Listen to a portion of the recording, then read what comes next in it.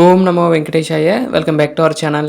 ఈరోజు వీడియో ఏంటంటే, తిరుమలలో అనుకోకుండా వరాహస్వామి వారి దర్శనం మనం చేసుకోకుండా మెయిన్ ఆలయానికి వెళ్తే వరాహస్వామి ముందు దర్శనం చేసుకోవాలి కదండి.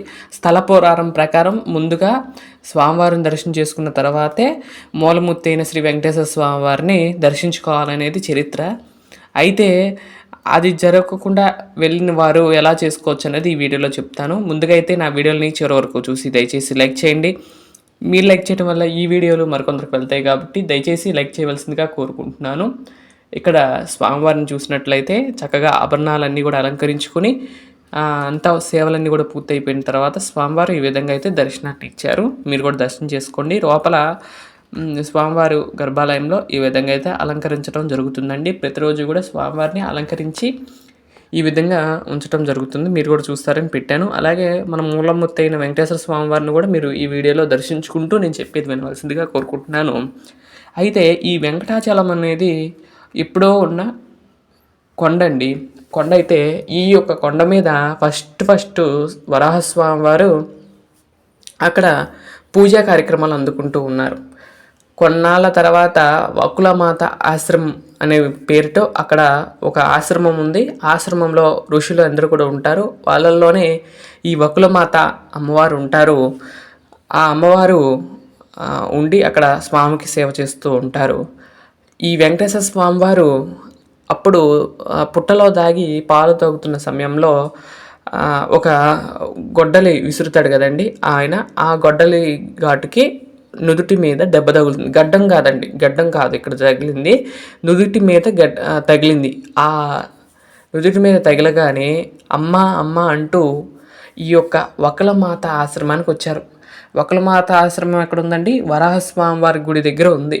అక్కడికి వచ్చి కొన్నాళ్ళు సేత తీరి మాతృత్వాన్ని పొందారు స్వామివారు. అలా కొన్ని రోజుల పాటు సేవ చేసుకున్న ఆ తర్వాత స్వామివారు అక్కడ నేను ఉంటాను స్వామి అని చెప్పి వరాహస్వామి వారిని అడగగా వరాహస్వామి వారు ఏమంటారంటే తదాస్తు అంటారు. అప్పుడు ఈ స్వామివారు మన వెంకటేశ్వర స్వామివారు కొన్ని వరాలు అయితే ఇస్తారండి. ఫస్ట్ నివేదన నీకే పెడతాం స్వామి. అలాగే ఈ యొక్క క్షేత్రానికి ఎవరైతే వస్తారో మొదటి దర్శనం మీ దర్శనం అయిన తర్వాతే నా దర్శనం చేసుకోవాలి.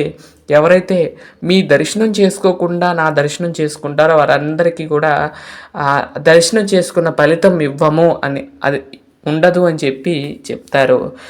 సదాస్తు అంటారు, తదాస్తు అంటారు. ఇద్దరు కూడా అప్పటి నుండి కూడా ఇద్దరు కూడా యుగాలుగా దర్శనం ఇస్తూ ఉంటారు.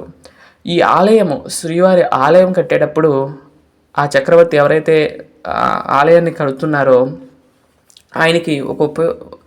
ఆయనకి మరి ఆయన స్వామి కల్పించారో లేదంటే ఆయన అనుకున్నారో కానీ ఈ గర్భాలయం ఉన్న మండపం ఉంటుంది కదండి, జై విజయుల మండపం.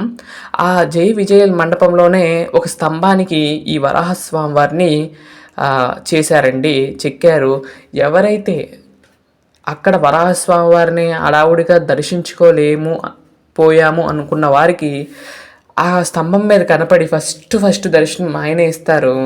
ఆయన ఎక్కడ ఉంటారంటే కనుక మన లోపలికి వెళ్ళంగానే గరుడాల వారి మండపం ఉంటుంది.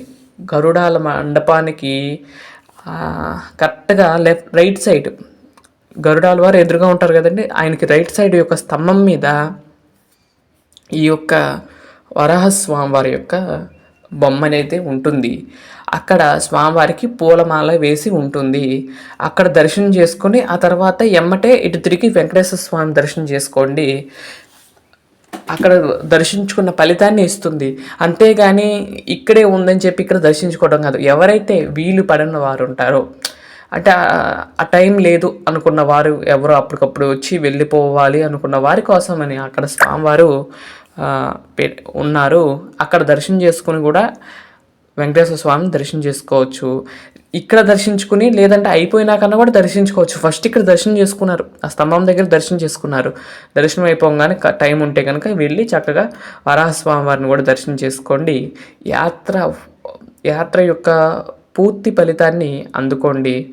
అయితే మామూలుగా పురాణం ప్రకారం ఏంటంటే ముందుగా ఆ యొక్క పుష్కరిణిలో స్నానం చేసి తర్వాత నూతన వస్త్రాలు కట్టుకుని వరాహస్వామి వారి దర్శనం చేసుకుని ఆ తర్వాత మూలమూర్తి అయిన శ్రీ వెంకటేశ్వర స్వామి వారిని దర్శనం చేసుకోవటం అనేది ఆనవాయితీగా వస్తుంది.